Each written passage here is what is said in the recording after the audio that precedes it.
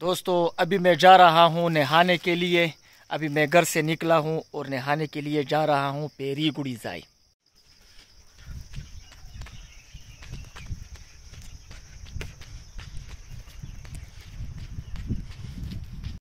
دوستو ہم نے راستے میں شوان بھی کھایا۔ ابھی شوان کے بعد پیر نہانے کے راستہ اختیار کر لیتا ہے اور دوبارہ ہم نہانے کے لیے جاتے ہیں پیری گڑی زائی۔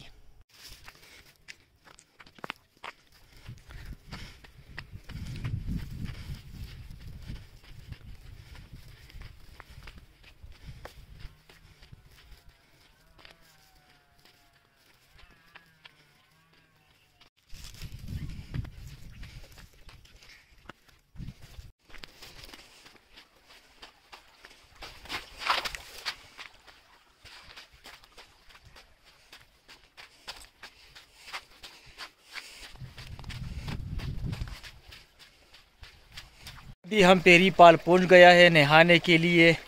ابھی آپ لوگوں کو ہم پیری کا جگہ بتائے گا۔